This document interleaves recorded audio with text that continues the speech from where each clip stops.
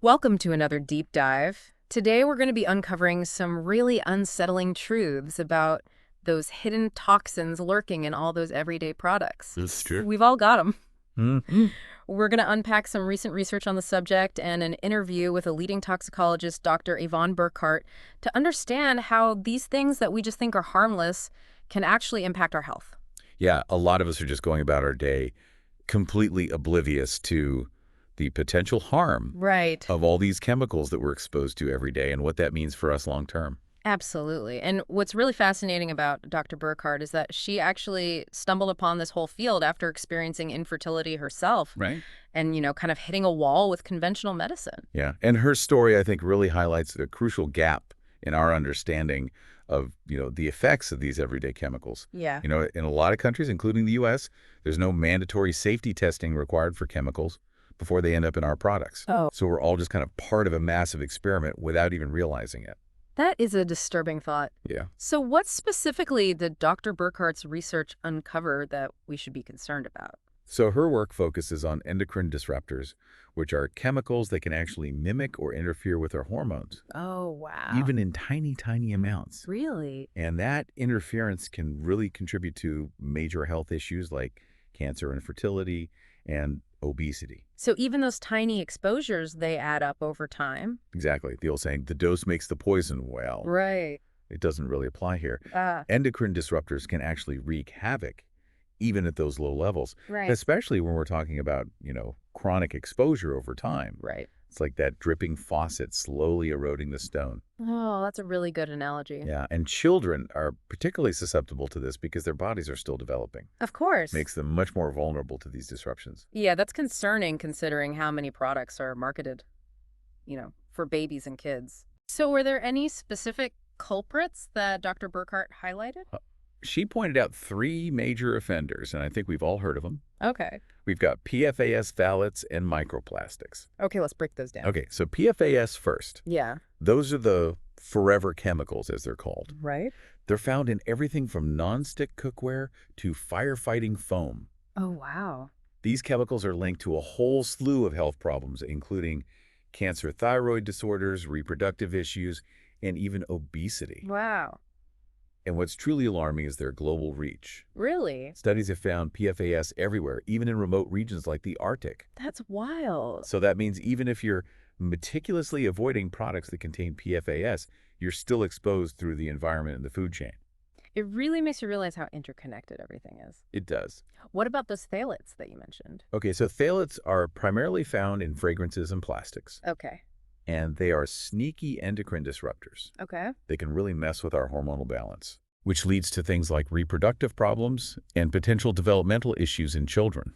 Oh, no. Yeah, it's like a symphony orchestra where the instruments are all playing out of tune. Okay. Right. That's what phthalates do to our hormones. So that fresh linen scent or the tropical breeze, whatever, Right. that could actually be a cocktail of hormone-disrupting chemicals. Unfortunately, yes. Oh my gosh. And then we have microplastics. Right. Those tiny little bits of plastic that are practically everywhere now. Yeah, they're in everything. Yeah, we ingest them through our food and water. We even breathe them in, Oh gosh. and they accumulate in our bodies over time. Wow. And research suggests that they contribute to inflammation, oxidative stress, and they can even deplete our body's master antioxidant glutathione. Wait, microplastics are in our organs? Yes, studies have actually found them in human lungs, blood, gut tissue, even the heart and the brain.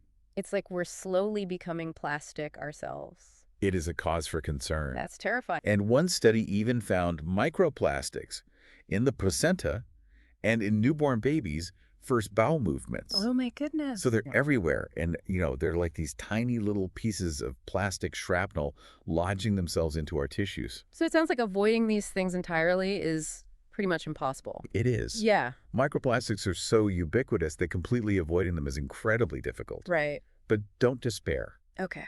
Even reducing our exposure can make a big difference. Okay. That's a little reassuring. Yeah. So where are these endocrine disruptors hiding in our everyday lives? Well, I know Dr. Burkhardt mentioned a whole range of products that are likely in our homes right now. yeah, let's start in the bathroom. Okay. Think about all those personal care products that you use every day.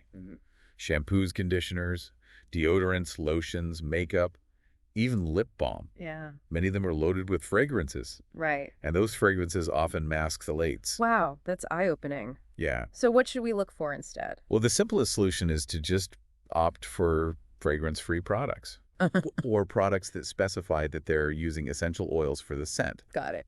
And when it comes to menstrual products, choose organic cotton tampons or explore alternative options like reusable cups or cloth pads. Okay. Because conventional menstrual products can actually contain fragrances, phthalates, and even heavy metals Wow. that are absorbed directly through sensitive reproductive tissues. Speaking of absorbing alarming things, I have a feeling my beloved nonstick pans are about to get called out here. You're right on the money. Yeah. Those nonstick cookware, especially the ones that are coated with Teflon, are a major source of PFAS. Oh, no. And those seemingly harmless scratches on your pan, well, Yeah. they release billions of PFAS particles into your food when it's heated. Billions. Yeah. I think I just lost my appetite. Yeah. So what are the safer alternatives? Well, cast iron, stainless steel glass, or ceramic cookware, Okay. all much safer options. Okay. And while we're on the topic of the kitchen, let's talk about food storage. Ditch the plastic containers, especially for microwaving. Oh, really? Even the BPA-free plastic can leach microplastics and phthalates into your food. So even heating up leftovers in a, seemingly harmless plastic container is a no-go. It's not a good idea. Microwaving plastic, even for a short period of time, can release billions of microplastic particles. Really? Yeah. So glass is the way to go here. Glass is your best bet. Okay, ditching the plastic, got it. Yeah. What about other seemingly harmless things around the house, like candles and incense? I love those. Well, even those can release harmful chemicals and ultrafine particles into the air. Really? Studies have shown that incense can actually be worse than cigarette smoke Oh my gosh. in terms of pollutants.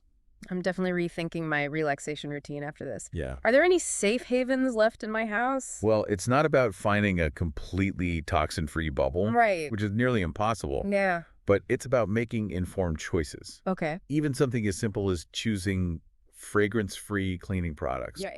and using wool dryer balls with a few drops of your favorite essential oils instead of dryer sheets, which are often coated with chemicals.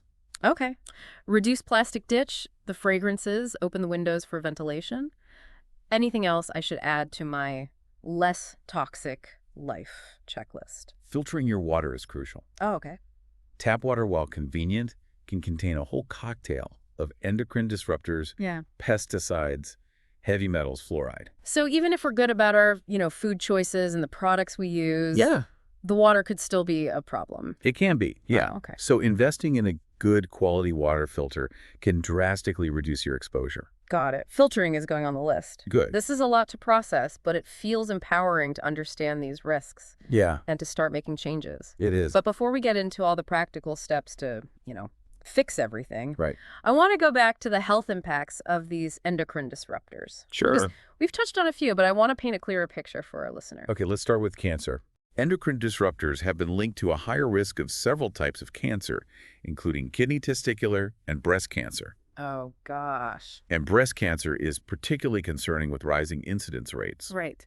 especially in younger women. That's a really scary statistic. It is. And then there's the impact on fertility, which, as we know, deeply affected Dr. Burkart personally. Yeah. What have the studies shown about the link between these chemicals and fertility? Well, endocrine disruptors are definitely playing a significant role in declining sperm count and quality, Wow. which is a major concern for male fertility. Right. And studies have shown that women with higher levels of certain endocrine disruptors have a 30 to 40% lower chance of getting pregnant. Goodness. So this isn't just about individual health, it's about the future of our species. That's a really powerful way to put it. It is. What about the link between endocrine disruptors and obesity? Because we're seeing, rising rates of obesity globally. We are, and these chemicals can interfere with our metabolism. They can make it harder to lose weight, and they can increase the risk of weight gain regardless of diet and exercise. Wow. So it's like having a saboteur in your body Yeah. working against your weight loss efforts. So it's not just about willpower. Right.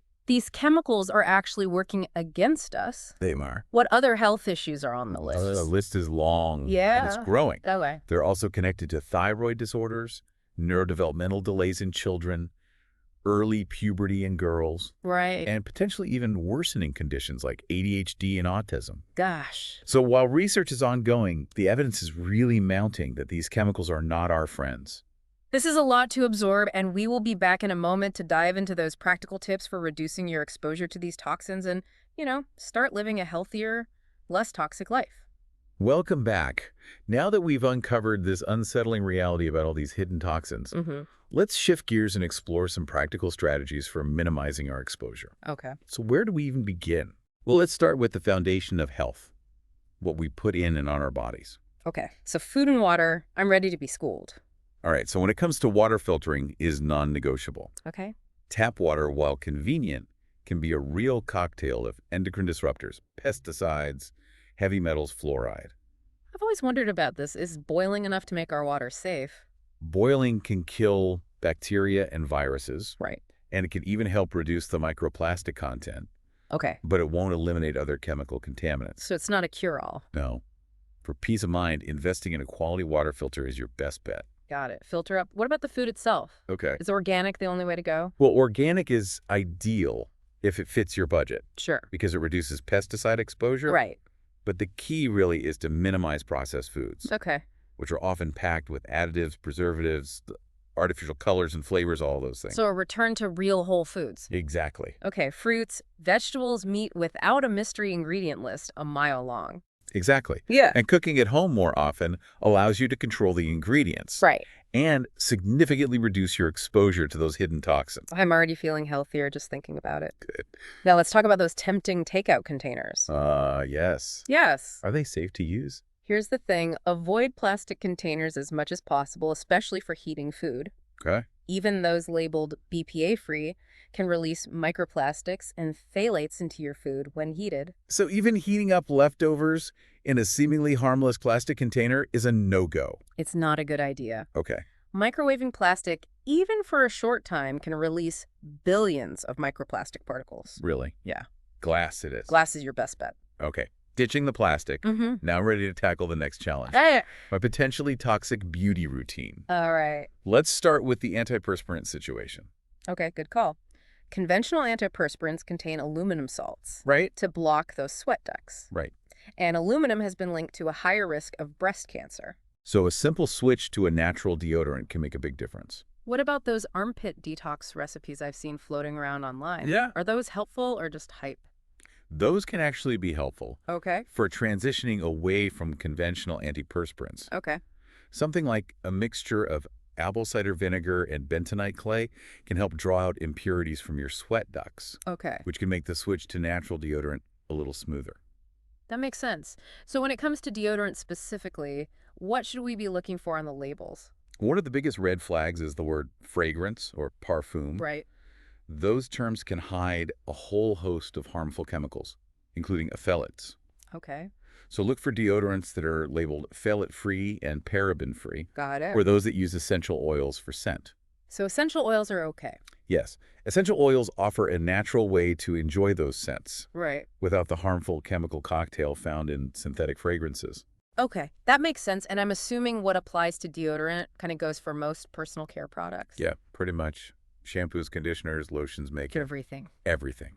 Wow, this is really making me rethink my entire bathroom cabinet. Good. What about those leave-in products like foundation and concealer? Are those riskier than, say, shampoo? They do pose a higher risk than rinse-off products Okay. because of the prolonged skin contact. Right. Makes sense. So avoid fragranced versions Okay. and choose safer alternatives like organic and fragrance-free makeup. Okay. And you might even consider reducing your makeup use altogether. That's a radical thought, but I'm open to it. Yeah. Is there anything else lurking in the bathroom that we need to address? Conventional shampoos and conditioners are often loaded with fragrances and other harsh chemicals that can disrupt your scalp's natural microbiome Right. and potentially even lead to hair loss. Oh, wow. So look for fragrance-free options Okay. or those that use essential oils. And don't forget about menstrual products. Right. Choosing organic cotton tampons or exploring alternative options like reusable cups or cloth pads Right. can really reduce your exposure. Definitely going to need a major shopping list overhaul after this. And while you're at it, Okay. take a look at your laundry detergent and cleaning products. Okay. Choose fragrance-free options And consider using wool dryer balls with a few drops of your favorite essential oils instead of dryer sheets, which are often coated with chemicals. So anything with that vague fragrance ingredient needs to go. Pretty much. It's amazing how many products contain that. It is shocking. The Yeah. fragrance industry has exploded, Right. and these chemicals are now one of the most pervasive sources of toxins in our homes and daily lives. I never realized how much those seemingly harmless scents could be impacting our health. Well, the problem is these fragrance chemicals linger in the air. Right. They bind to dust, Oh, gosh. so we're constantly re-exposed, Oh. unless we're diligently dusting and vacuuming. It's a never-ending cycle. It is, and for children who crawl on the floor and put things in their mouths, it's even more concerning. Right. Yeah. Okay, I'm feeling very inspired to create a less toxic home environment. Good. But what about the bigger picture? What can we do about this issue on a societal level? Well, that's where things get tricky. Right. We need stricter regulations Right. on chemical testing and transparency in product labeling. Yes. Consumers have a right to know what's in the products they're using Of course. and how those chemicals might be impacting their health. It's kind of mind-boggling that companies can just put these untested chemicals into products that we use on our bodies and in our homes without any real consequences. It's a major problem. Yeah. And it's not just about individual responsibility. Right? We need systemic change to protect public health. I completely agree. We need to demand better from our governments Yes. and the companies that are profiting from these potentially harmful products. Absolutely. And consumer pressure can be a powerful force for change. I- We need to vote with our wallets. Mhm. Support companies that prioritize safety and transparency Right. and hold those that don't accountable. Well said. Yeah. Before we move on to the final part of our deep dive, Okay. I want to touch on something you mentioned earlier. Sure. Glutathione. You called it our body's master antioxidant. Yes. What's so special about it, and how do these toxins we've been discussing impact its function? Well, glutathione is like the head of your body's cleanup crew. Okay. It's crucial for detoxifying our bodies Mm-hmm. and neutralizing free radicals, which are those unstable molecules that can damage our cells and contribute to various diseases. Okay. However, the constant bombardment of toxins from our environment can deplete our glutathione reserves. So it's like our bodies are waging a constant war against these toxins, and glutathione is our main weapon. That's a great analogy. And when our glutathione levels are low, Right. we're less equipped to fight off those toxins and repair the damage they cause. Exactly. Okay, that's a recipe for disaster. It can be. What can we do to boost our glutathione levels and support our body's natural detoxification process? Well, there are several lifestyle changes that can help. Give it to me straight. What needs to change? Okay, first and foremost, reducing your exposure to those toxins we've been discussing is a major step. Check, working on it. Excellent regular exercise is crucial for boosting glutathione levels. Okay.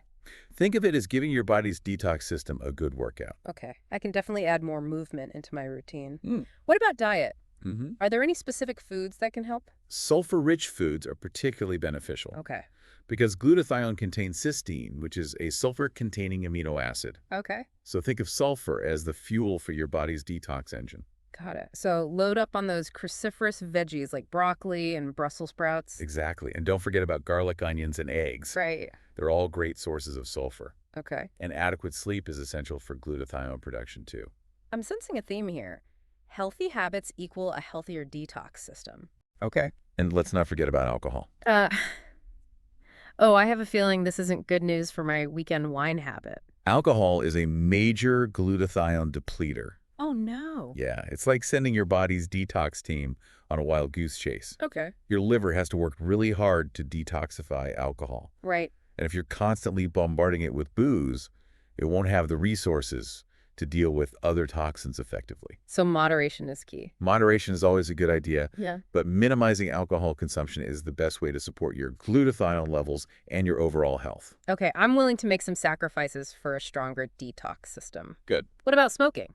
Smoking is another major culprit when it Uh-huh. comes to glutathione depletion and overall toxicity. Okay. Quitting smoking is honestly one of the most impactful things you can do for your health. Okay.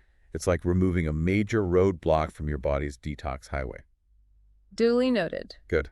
So it sounds like taking care of ourselves through, healthy habits Yeah. is just as important as reducing our exposure to these toxins in the first place. Absolutely. It's all interconnected.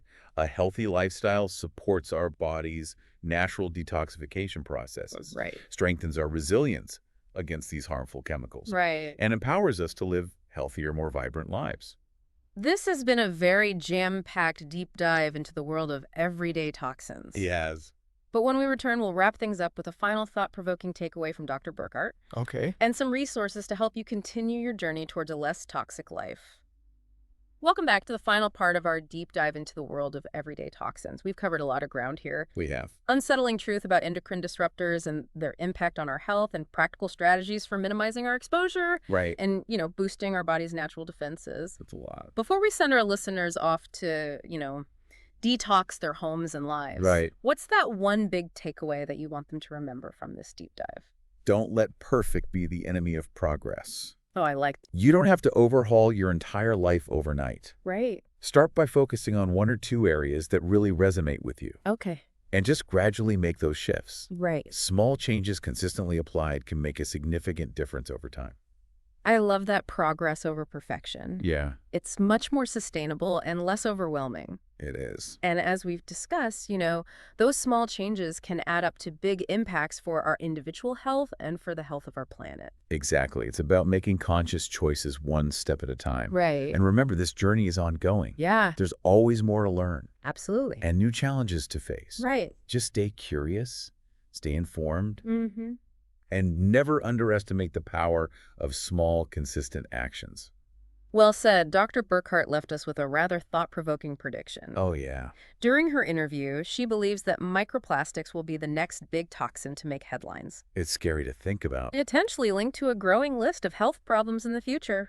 Given what we've learned about the pervasiveness of microplastics, Right. it's definitely a call to action. Yeah, we need more research to understand the long-term impacts of this exposure and to develop strategies to mitigate this emerging threat. Absolutely. It's almost like a sci-fi horror movie coming to life. Our bodies slowly becoming more plastic than human. It does make you question the path we're on Yeah. and the choices we're making as a society. If we continue at this rate, what will the future hold for human health and the health of our planet? It's a question worth pondering. But for now, let's focus on what we can control our own choices and our own actions. Right. And to help you along that path, we'll be sure to include links to Dr. Burkart's website, her newsletter, Instagram, and YouTube channel in the show notes, along with a list of those specific product recommendations she shared during the interview. Fantastic. And remember, there are countless resources available to help you on your journey toward a less toxic life. There are. Don't be afraid to do your own research. Right. Explore safer alternatives. Absolutely. And advocate for change in your community. Yes, knowledge is power. It is. And together we can create a healthier future for ourselves and generations to come. Couldn't agree more. That's a wrap for this deep dive into the world of everyday toxins. We hope you found it informative and empowering. Yeah. Remember, every small step you take towards a less toxic life is a step toward a healthier and more vibrant future. Until next time, stay curious and take care.